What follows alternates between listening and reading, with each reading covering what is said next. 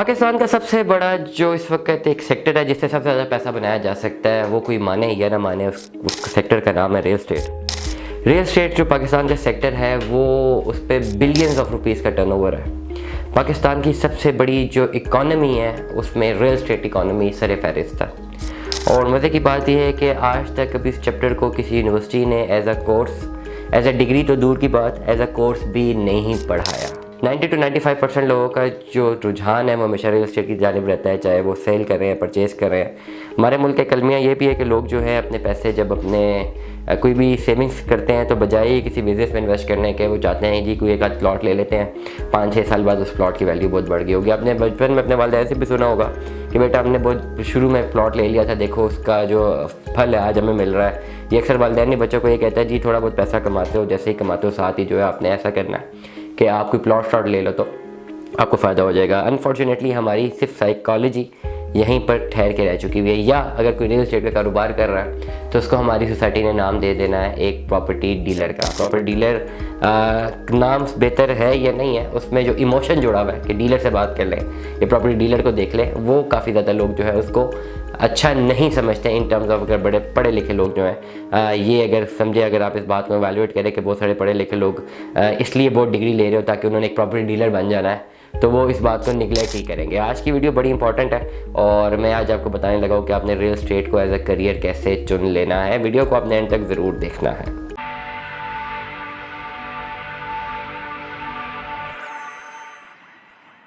तो अस्सलाम वालेकुम दोस्तों, रियल एस्टेट को एज अ करियर आज हम डिस्कस करने जा रहे हैं कि रियल एस्टेट को एज अ करियर हम कैसे बना सकते हैं। अनफॉर्चुनेटली पाकिस्तान में जितनी भी बड़ी बड़ी यूनिवर्सिटीज़ हैं उनमें रियल एस्टेट बिज़नेस को जो है कोई ख़ास एज अ डिग्री के तौर पे जो है नहीं पढ़ाया जाता। मैं तो ये समझता हूँ कि पाकिस्तान में अगर MBA की डिग्री है तो उस पर ज़्यादा से ज़्यादा कोर्सेज जो है जो ऑफर हो रहे होते हैं पहले 2 से 4 सेमेस्टर में, वो रियल एस्टेट इकोनॉमी के होने चाहिए, रियल एस्टेट प्रोडक्शन के होने चाहिए, real estate sales and purchase के होने चाहिए। अनफॉर्चुनेटली हमें नहीं समझाया पढ़ाया जाता। और एक है सबसे बड़ी फ़ाइल इकोनॉमी के बारे में भी हमें नहीं बताया जाता। रियल एस्टेट को एज अ डिग्री नहीं कराया जाता, रियल एस्टेट को एज अ सब्जेक्ट नहीं पढ़ाया जाता। और खुशकिस्मती या बदकिस्मती है कि ये ऐसी फील्ड है जिसमें बिलियंस ऑफ डॉलर्स का टर्नओवर है पर एनम। पाकिस्तान की अगर मार्केट इकोनॉमी की हम बात करें, जो खाली आप अगर जस्टिफाइड फिगर्स को देखने जाएँ तो आपको बहुत कम फिगर्स मिलेंगे, आप गूगल कर सकते हैं। लेकिन ओवरऑल अगर हम इसका कैश फ्लो देखें तो कहा जाता है कि 1 ट्रिलियन की इकोनॉमी है जो कैश फ्लो में रियल एस्टेट जो है इसकी सेल एंड परचेज होती है। इसके हमेशा से दो सेगमेंट्स हैं। एक को हम बोलते हैं फाइल इकोनॉमी जिसमें एक फाइल सिस्टम होता है, और दूसरा एक टेंजिबल प्रॉपर्टीज़ जो कि ऑन ग्राउंड प्रॉपर्टीज़ होती हैं। फाइल इकोनॉमी में आपका पैसा जाता है डेवलपर की जेब में, और जो ऑन ग्राउंड जो प्रॉपर्टीज़ होती हैं उसमें आपका पैसा जाता है या तो सरकार की जेब में अगर सरकार वो चीज़ बेच रही है, या जिसने ऑलरेडी सरकार से ख़रीदी हुई है, या जिसकी जद्दी पुश्ती हो जाता है उसकी जेब में चला जाता है। आप अगर एक पाकिस्तान में अपना बिज़नेस स्टार्ट करना चाहते हैं तो आप सबसे बेहतरीन एक रियल एस्टेट का कारोबार शुरू कर सकते हैं। अब यहाँ पे एक सवाल आता है कि जी रियल एस्टेट का कारोबार शुरू करने के लिए तो बहुत ज़्यादा पैसा चाहिए। बिल्कुल भी नहीं, ऐसा गलत है। अगर आपको कोई ऐसा मंजन बेच रहा है तो बिल्कुल गलत बेच रहा है, अब वहीं पर उसको रोक दे जी ये रॉन्ग नंबर है, ऐसा कुछ भी नहीं है। आप रियल एस्टेट के कारोबार को 3 हिस्सों में शुरू कर सकते हैं। सबसे पहले आप जो है एक मिडिल मैन बन सकते हैं, नंबर 1, जिसको आप डीलर का नाम देते हैं, ठीक है। मैं उसको बोलूँगा रियल एस्टेट कंसल्टेंट का नाम दूंगा।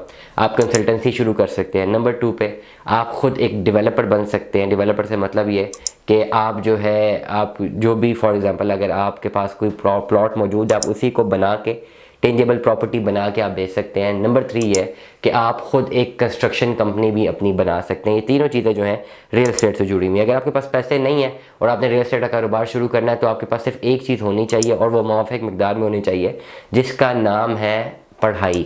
पढ़ाई इन सेंस कि आपको रियल एस्टेट की नॉलेज होनी चाहिए। अगर आप लेटर सपोज किसी भी शहर में रियल एस्टेट का बिज़नेस करना चाहते हैं तो उसके गली गली से आप वाकिफ़ होने चाहिए, आप इस इकोनॉमी से वाकिफ़ होने चाहिए, आप बैलेंस ऑफ पेमेंट के कॉन्सेप्ट से वाकिफ़ होने चाहिए।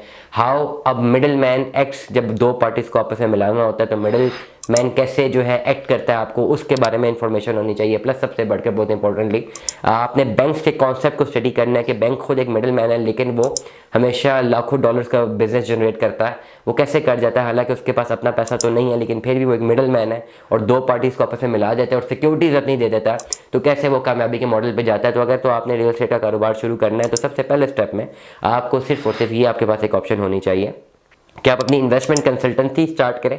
इन्वेस्टमेंट कंसल्टेंसी स्टार्ट करने के लिए आपके पास नॉलेज होनी चाहिए। जिस भी शहर में आप अपनी इन्वेस्टमेंट कंसल्टेंसी कर रहे हैं उसमें आपके पास प्रॉपर जो है उसकी एक एक गली की नॉलेज हो, एक एक रेट की नॉलेज हो, रेंट पे कैसे चीज़ें देती हैं उसका नॉलेज हो, सेल परचेज कैसे करते हैं उसकी नॉलेज हो, या अगर आप किसी सोसाइटी में डील कर रहे हैं तो सोसाइटी की एक एक चीज़ की आपके पास नॉलेज होनी चाहिए। उसके पास रकबा कितना है, सोसाइटी का डेवलपर कौन है, स्ट्रीट्स कितनी है, मार्केट कैसी है, मार्केट इकोनॉमी सी कैसे ऑपरेट करती है, एनओसी का क्या प्रोसेस है। अगर आपके पास सारी की सारी इन्फॉर्मेशन होगी देन यू कैन ऑपरेट। तो सबसे पहले तो आपने करना है कि अपनी इन्फॉर्मेशन हासिल करनी है। इन्फॉर्मेशन हासिल करने के लिए आपको कोई रॉकेट साइंस नहीं चाहिए, आपके पास जो है आपके सामने मौजूद है इंटरनेट, आप वहाँ से इन्फॉर्मेशन ले सकते हैं। सेकंड स्टेप पे आप अपनी एक फर्म रजिस्टर करवाते हैं। फर्म रजिस्टर करवाने के लिए पाकिस्तान में कोई बड़ी रॉकेट साइंस नहीं है। आप एक NTN अप्लाई करके भी, और एक बिजनेस अकाउंट, अपने एक NTN अप्लाई करना है, एक नाम सोचना है, एक उसके लिए लेटर हेड बनवाना है, अपना एक बैंक अकाउंट बनाना है उस बिजनेस अकाउंट का, एक NTN अप्लाई करना, और एक छोटा सा भी अगर आपके पास ऑफिस है वहाँ से भी आप अपना स्टार्ट ले सकते हैं। इन्वेस्टमेंट कंसल्टेंसी करने के लिए आपके पास ऑफिस होना बहुत ज़्यादा ज़रूरी है। तीसरी चीज़ ये है